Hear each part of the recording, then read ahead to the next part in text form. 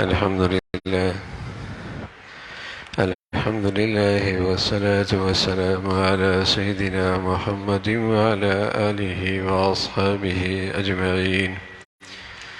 الحمد لله والصلاة والسلام على سيدنا محمد وعلى آله وأصحابه أجمعين.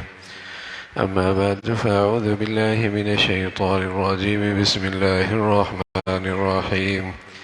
لا خير في كثير من نجواهم إلا من أمر بصدقة أو معروف أو إصلاح بين الناس ومن يفعل ذلك ابتغاء مرضات الله فسوف نؤتيه أجرا عظيما. صدق الله العظيم.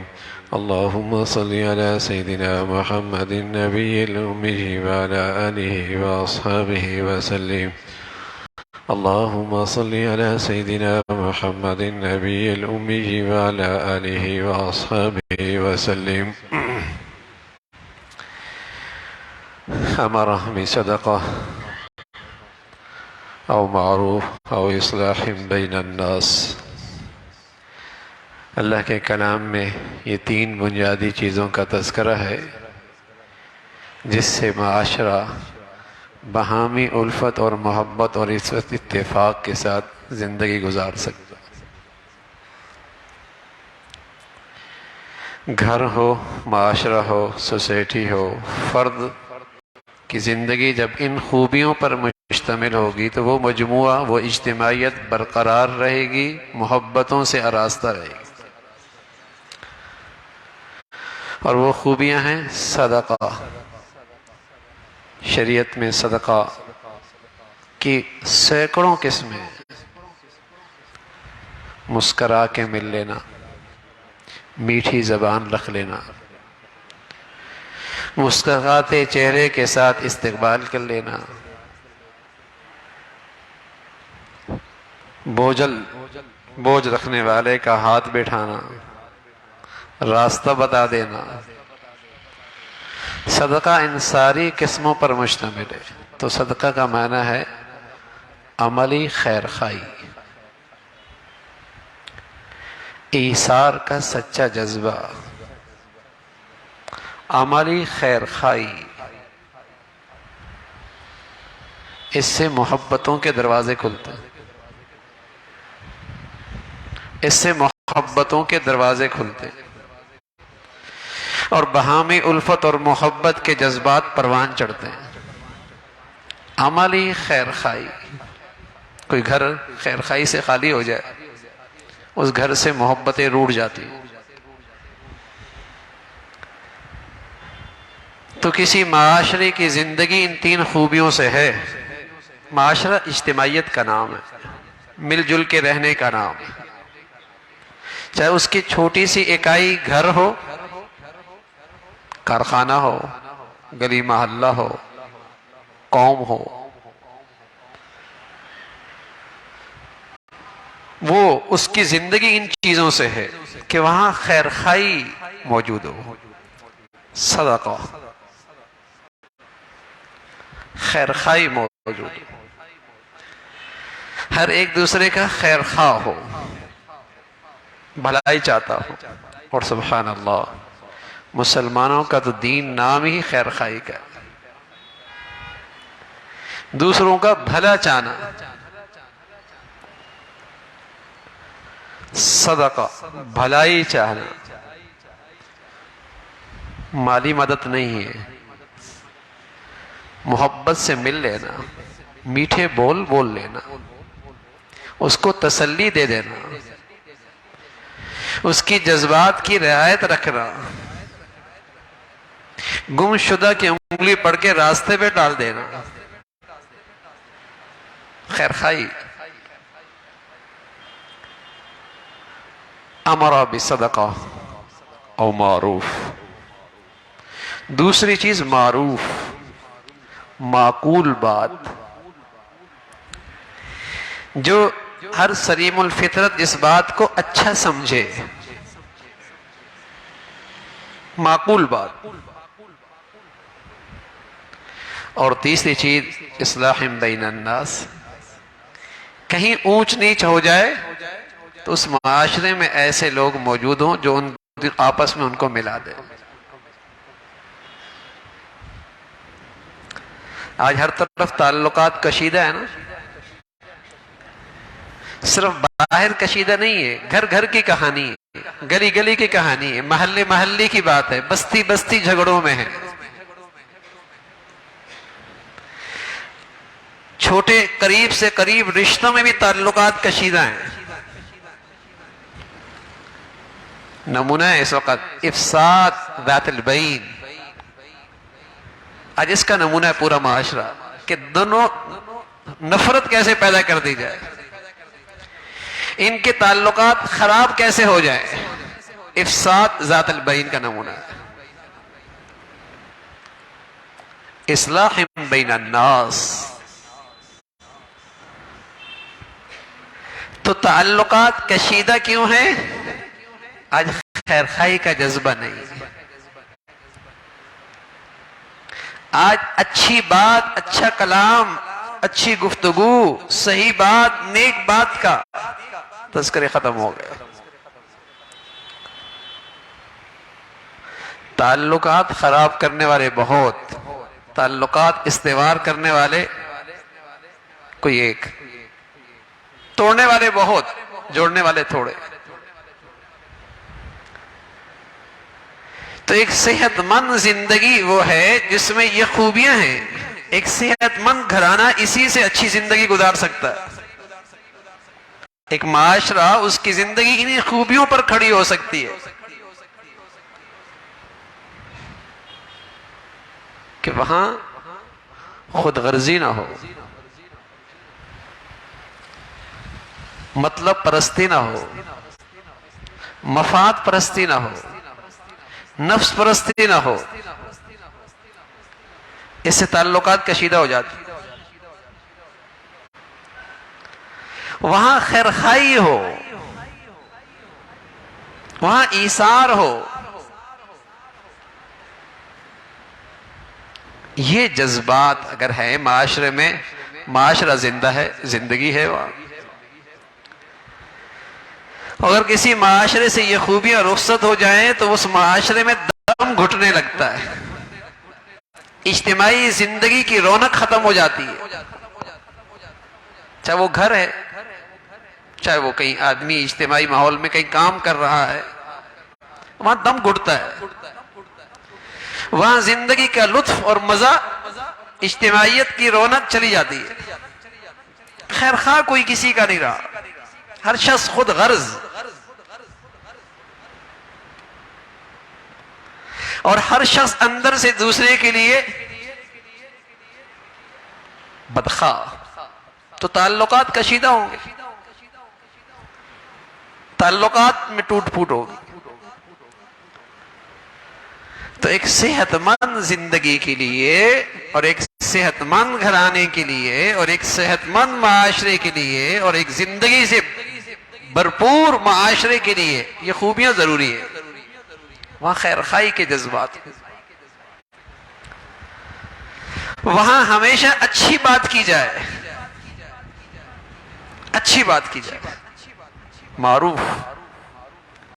اور وہاں کہیں اونچ نیچ ہو جائے تو کچھ ایسے افراد بھی تو ہوں جو جلدی سے دلوں کو ایک دوسرے کے ساتھ ملا دے. اصلاح بین الناس.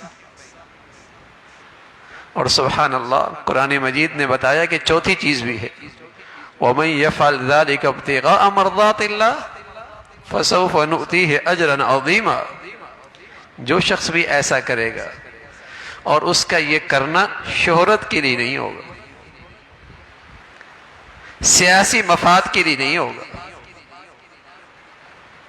نام و نمود کے لیے نہیں ہوگا، کوئی اور غرض پیشی نظر نہیں ہوگی، اللہ کو راضی کرنے کے لیے، اللہ کو راضی کرنے کے لیے. فَسَوْفَ نُؤْتِيهِ أَجْرًا عَظِيمًا. فرمایا اس کو بڑا عظیم شان اجر ملنے والا ہے، اس کا بڑا انعام ہے. اگر یہ اللہ کی خاطر ایسا کرے،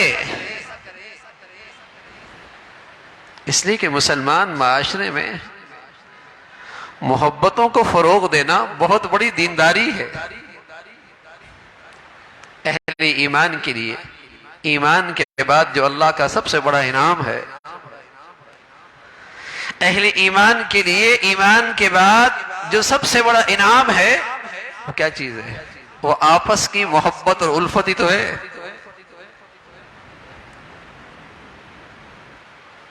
اذ کنتم اعداء فألف بین قلوبکم فاصبحتم بنعمتی اخوانا۔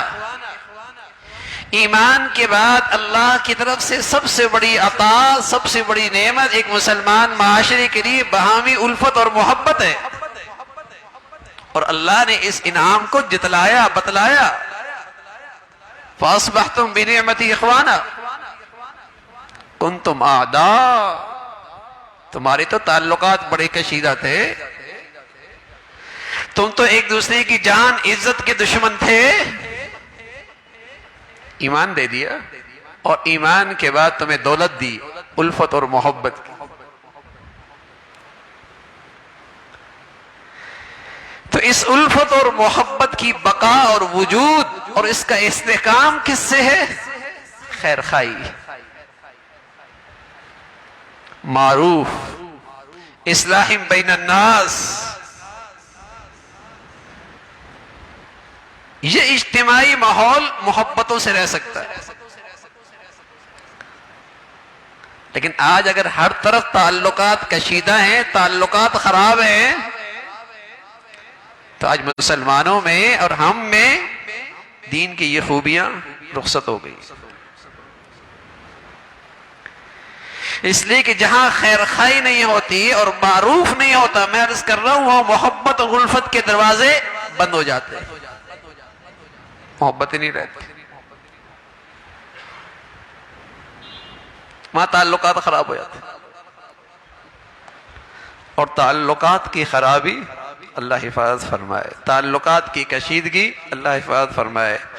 رسول اللہ صلی اللہ علیہ وسلم فرمایا کرتے تھے، آپس کے دل خراب ہو جائیں تو یہ ایسی بے دینی ہے کہ اس کی نیکیاں ایسی ضائع ہو جاتی ہیں جیسے سر پہ اس طرح مار دیا جائے تو بال صاف ہو جاتے ہیں۔ ان آپس کے تعلقات کی خرابی سے اس کا سارا دین صاف ہو جاتا ہے۔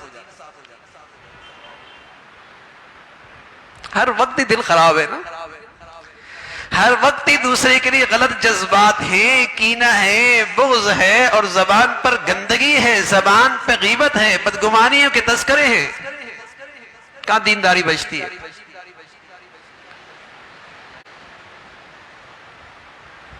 تو ایسے معاشرے میں جہاں تعلقات کشیدہ ہوں، اجتماعی زندگی کا مزہ نہیں رہتا، زندگی بوجھ بن جاتی۔ تو صحت مند مسلمان کی زندگی، ایک صحت مند مسلمان کا گھرانہ، ایک صحت مند مسلمانوں کا معاشرہ، وہ ان خوبیوں پہ کھڑا ہوتا ہے کہ خیر خائی کے جذبات ہوں اور وہ اللہ کے لیے، ہمیشہ معقول بات کی جائے، ہمیشہ نیکی کی بات کی جائے۔ دل دکھانا آسان ہے، لیکن دل جیت لینا اور دل کو خوش کرنا نیکی تو یہ ہے نا۔ سبحان اللہ، جو اللہ کی خاطر کسی مسلمان کا دل خوش کرتا ہے، اللہ کل قیامت میں اس کا دل خوش کر دیں گے، اللہ کے لیے، اللہ کے لیے کوئی ایسا کرے۔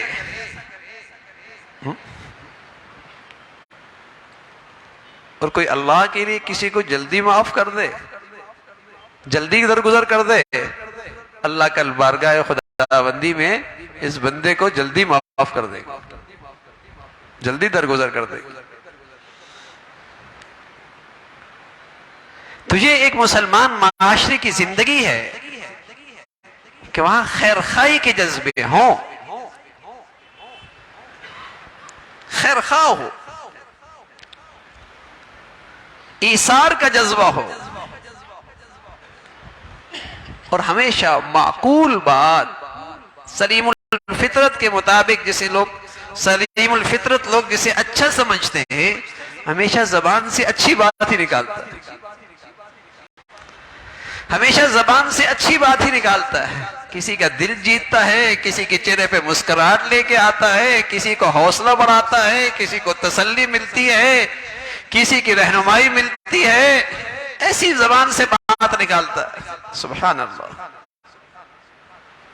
اور بعض طبیعتیں ہوتی ہیں، اللہ حفاظت فرمائے، زبان کھولتا ہے ڈر لگتا ہے کوئی ڈنگ لگ جائے گا، کہ اندر زخم چگے گا،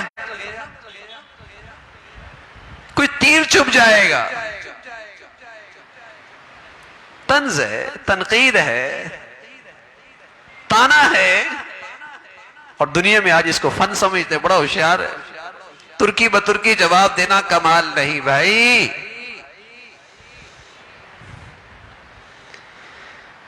اچھی زبان رکھنا بڑی خوبی ہے انسان کی، اچھی زبان رکھنا، میٹھی زبان رکھنا، یہ بڑی خوبی ہے۔ تو ایک صحت مند زندگی ایک مسلمان کی اس پر کھڑی ہے، ایک صحت مند گھرانہ اس پہ کھڑا ہے کہ وہاں اس گھرانے میں ہر شخص کے لیے دوسرے کے لیے خیر خواہی کے جذبے ہوں۔ بتائیے نا، کسی گھر میں ہر آدمی دوسرے کا خیر خواہ بن جائے، گھر جنت نہ بن جائے؟ کسی گھر میں ہر شخص دوسرے کے لیے ایثار کرنے والا ہو، ایثار، دوسرے کی بھلائی چاہ لینا، گھر کا زندگی کا لطف پڑ جائے۔ لیکن نفسہ نفسی ہے بھائی، خود غرضی ہے، خود غرضی، جس نے زندگی اجیرن بنا دی۔ خود غرضی، مطلب پرستی، نفس پرستی، اسلام میں اس کی کوئی گنجائش نہیں ہے۔ یہ تو بالکل مسلمانوں سے ایک متضاد زندگی کا نام ہے، اسلام سے ایک متضاد زندگی ہے، خود غرض آدمی۔ مسلمان تو اللہ کی مان کے چلتا ہے اور اپنے اندر یہ اللہ کے بندوں کے لیے یہ جذبات رکھتا ہے، ایثار کا جذبہ رکھتا ہے، خیر خواہی کا جذبہ رکھتا ہے، ہمیشہ بھلی بات کرتا ہے، بھلی بات۔ رسول اللہ صلی اللہ علیہ وسلم فرمایا کرتے تھے، ایک آدمی ایک بات کہہ گیا اور اس سے اندازہ بھی نہیں ہوا کیا بات کہی ہے، سبحان اللہ، جنت میں پہنچ گیا، جنت میں پہنچ گیا۔ اور ایک آدمی نے ایسی کڑوی بات کی، اسے اندازہ بھی نہیں ہوا، جہنم میں پہنچ گیا۔ ایک شخص حضور علیہ السلام کی خدمت میں آئے، کہنے لگے یا رسول اللہ اذنی واوجز، اذنی واوجز، مختصر سی نصیحت کریں۔ آپ علیہ السلام نے نصیحت فرمائی، اذا قمت فی صلاتک فصلی صلاة مودع ولا تکلم بکلام تعذر منه غدا واجمع الیاس مما فی ایدی الناس۔ تین نصیحتیں فرمائی۔ ایک نصیحت تو یہ فرمائی کہ نماز یوں پڑھ جیسے زندگی کی آخری نماز ہو، پھر فرصت نہ ملے۔ اللہ ہمیں نصیب فرما دے، اللہ ہمیں نصیب فرما دے ایسی بڑھیا نماز جس کو پتا ہو پتہ نہیں اثر ملے گی نہیں ملے گی۔ فرمایا ایسی نماز پڑھا کر، اور سچ ہے کتنے ایسے ہیں ایک پڑھتے ہیں دوسری نہیں ملتی، کتنے ایسے ہیں جنہیں ایک پڑھتے ہیں دوسری نہیں ملتی، فرمایا ایسی نماز پڑھا کر۔ دوسری بات فرمائی، جو مخلوق کے پاس ہے نا اس پہ حرص و ہوس کی نظر نہ ڈال، رسوا ہو جائے گا، ان کی نظروں سے گر جائے گا، رسوا ہو جائے گا۔ جو لوگوں کے پاس ہے اس پہ حرص و ہوس کی نظر نہ ڈال، جس کے پاس سب کچھ ہے نا اس سے امید رکھ، جس کے خزانوں میں کمی کوئی نہیں، جس کے خزانوں میں کمی کوئی نہیں، کمی آنی بھی کوئی نہیں، اس پہ نظر رکھ۔ لیکن تیسری بات جو میں عرض کر رہا تھا، فرمایا وَلَا تُكَلِّمْ بِكَلَامٍ تَعْذَرُ مِنْهُ غَدًا، زبان پہلے سوچ لے پھر بولنا، محتاط ہو جانا، کہیں ایسا نہ کوئی بات زبان سے کہہ دی زندگی بھر کی شرمندگی بن گئی۔ دنیا میں شرمندگی اللہ کے ہاں پکڑ، اب پچھتاتا ہے لیکن وقت نکل چکا، کمان سے تین نکل چکا ہے، اب روتا ہے پیٹتا ہے لیکن تیر سے کمان نکل چکا۔ بس اوقات ایسا زخم لگتا ہے نا زندگی بھر وہ اندر کا زخم نہیں بھرتا. زبان کا زخم زندگی بھر بس تیر کا زخم بھر جائے گا، کوئی اور زخم لگے وہ بھر جائے گا، زبان کا لگم زخم نہیں بھرتا. فرما ایک صحت مند معاشرہ ہوتا ہے جہاں خیر خائی کے جذبات ہوں، ہمیشہ اچھی بات کرنے والے ہوں اور آپس میں ایک دوسرے کو محبت سے ملانے والے ہوں. اور جس معاشرے میں یہ زندگی ہے اور اللہ کے لیے ہے، اللہ کے ہاں ان کے لیے بڑا اجر ہے. اللہ رب العزت یہ خوبیاں ہم سبھی کو نصیب فرمائے. وآخر دعوانا الحمدللہ رب العالمین.